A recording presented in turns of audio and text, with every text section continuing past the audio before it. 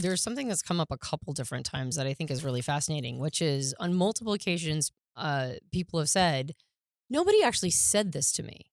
Yeah. This is my interpretation. And I wonder how much of Who expectation feels that, by the way? Just quick Mhm. show of hands, just so we can get a check. Okay. Yeah, Yeah. is actually it's like wordless communication. And sometimes it is just, it's like got whatever the expectation over there was and our interpretation of it. I wonder, I mean, I think it's not uncommon for people to be shocked by our communicating what we believe their expectations of us are, Yeah. right? Like, I think a lot of it might, to some extent, be some misunderstanding, or like, my parents wanted this for me, or nobody specifically said this, or maybe they just set a tone or modeled it. So I think a ton of expectations is just in modeling. Like, what are all the people around me doing, and why are they doing that? Are they doing that because that's the done thing, right? Yeah. And that's what we're all supposed to be doing. And are we not allowed to go outside of it? And in some ways, I've noticed that when somebody does so with some audacity, everybody's kind of tickled, right? We sort of like it. Now, of course, you named 3 different styles of expectations: the expectations we have for ourselves, the expectations we have for our loved ones and intimates, and then our social expectations. Yeah. And I think it's probably good to not crosswire those. Absolutely. Right? Like, social expectations, when they get crosswired with like our expectations for ourselves, right? Sometimes we'll lowball things, and sometimes we'll create expectations that are literally impossible for us to meet. I love to know the social expectations so I can break them. Yeah, Like, exactly. that's what I like, the baseline to know. Okay, what do I have to break? Right. But yeah, exactly. Yeah. And so not everybody like rises to expectations either. There's Right. some people are counter to all of these as well. Yeah, And there's a exactly. rebellious nature to Mhm. some expectations Mhm. too. I think Yeah. we should also think in terms of that, like You're right. toward Yeah. or away from. Yes, and that's the thing, is that when we're rebelling against something, we were talking about this earlier in our personality life path program. That sometimes when people try to escape from expectations, or like a culture, they end up rebelling against it, and so they're still under its thrall, right? Like, they're not still doing the thing that's empowering for them, or like what is in alignment with their personal sovereignty. They're going, well, you can't tell me what to do. And then they're doing the exact opposite of what they got told, what the expectation was. And so I find it to be, I mean, in a situation like that, you're going to be just as much dancing to its fiddle. You're just out of sync, right? And Yeah. so I find it really, this whole concept, to be very interesting, especially segmenting those apart. What are my expectations for myself, and how much has been colored by the people in my life?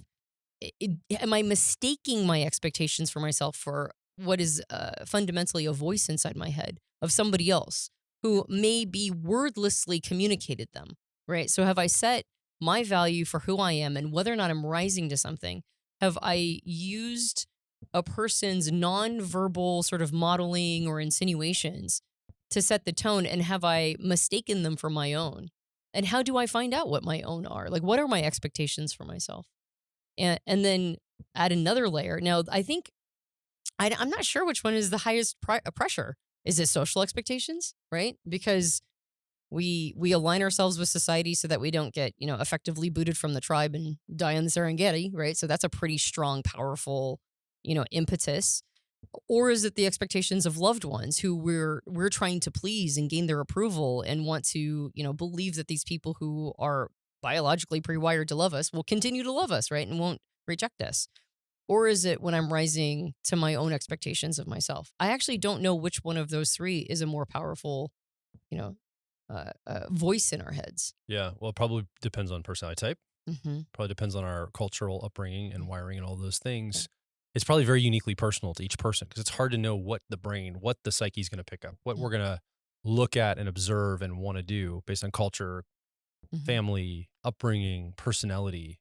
Yeah, for I sure. think that's why it's such an interesting topic to me, is because it's like, I don't really know, like the social thing. I got social messages, but if I followed what I was raised with, like, that's not going to fly, right? In the Mhm. social scene. So I've got to find a new way to go with it, because Mhm. the outer world maybe matched more what I was raised with than it does now. And now I've got to think, okay, that's certainly not going to work. Right. Right. So I've got to update my software and thinking around it, which is, so that's my personal challenge. Right. Right. Yeah, exactly. What happens when all 3 of those voices are in conflict with each other? Mhm. Right. What happens when the expectations of your family are in direct conflict with the expectations of society or of your own, or vice versa, right? When all three of them are at crosswires, how do you navigate through all of them? And again, it almost feels like it's wrong to set an expectation. You mentioned that at the very beginning, but I also feel like if we don't have any, then we never rise to anything. Mhm. And so I, I think one of the things that understanding or discovering your best fit type can do is it can help go in and calibrate all three of those things, Yeah. right? What are society's expectations of me, and am I even able to rise to them? I recently read, and I've been pitching this book to everybody because I think it's so good. So in generational theory, which we've talked about on previous podcasts, one of the writers, the other unfortunately passed away in like 2007, but the writer Neil Howe recently released a book called The Fourth Turning is Here, which is looking at generational theory, which again we've talked about on the podcast, well into what they call winter, the season of winter. And he breaks down 4 different generational archetypes and talks about how these archetypes create. Well, what's so fascinating is that we influence, like our generational archetype influences society, but society also influences the archetype, the generational archetype. And I because probably because there's a lot of them around, and because there are many in our audience. I look at the millennial generation, who has the archetypal energy of a hero. And so there's a lot of messaging, a lot of societal expectation that we placed upon this generation to think of themselves not just in heroic terms, but in like save the world terms. And it's really interesting because when I talk to people of that generation, which of course is like a huge spread of like 20 something years, right? Yeah. People who are the millennial generation, some of them are pushing 40, some of them are in their early 20s. Neil Howe even suggests that there might be some in their late teens. We actually don't know when the hero generation ends until there's what he calls total war. It's all very fascinating. I'd go read it, but there's this really big spread of this generation, and so there's decades of people, like 20 something years of people who were born to believe it's their job to save the world Mhm. somehow in some way. And it's really a lovely aspiration. But I've also noticed that it can be such a burdensome expectation Mhm. because define save the world. And what's my place in all of that? And what am I supposed to be doing? Like, how do I save the world? Do I take up a cause, or do I make sure to tell everybody what my, like the things that I personally believe in, my convictions? Am I supposed to be leading the charge on something? Like, am I supposed to be part of a nonprofit? Do I just make sure that everything gets recycled? Like, exactly how do I save the world? And that never was defined. It was just put upon them as a generation that was the expectation. What a burden, Yeah. right? Because it's literally impossible as a single human being to save the world. That's like literally impossible. So what a burdensome expectation to place on an entire generation of children. Yeah. Versus Gen X, which is the generation that we're a part of, we kind of had no expectations. In fact, Watch the world burn. yeah, like it was sort of like We had songs about it. Like yeah, the Everclear song, yeah, swim out past the exactly. breaker, watch the world Watch burn. the world it was like all this like stuff devastating. Well, and it's fascinating because when we were kids, the movies that were produced about children were like Rosemary's Baby and The Omen, right? And we were called the slacker generation. Like Gen Xers were like, okay, you guys are all just sort of crimping our style, so we're gonna see you as demons. And then when you grow up, we're just gonna see you as useless slackers, right? And so there were not a lot of expectations placed on Gen Xers. And so we kind of have this sort of dog eat dog, winner takes all, like there's It's a hard edge. yeah, there's a hard edge to us. And a part of it is like we don't expect anybody to pay attention to us. We don't think anybody's noticing us. And what's crazy is that you'll see article after article talk about generations and totally forget Gen Xers exist, right? Yeah. They'll go like boomers, millennials, Gen Z, and we're like, it's okay, we didn't expect you to think about us anyway.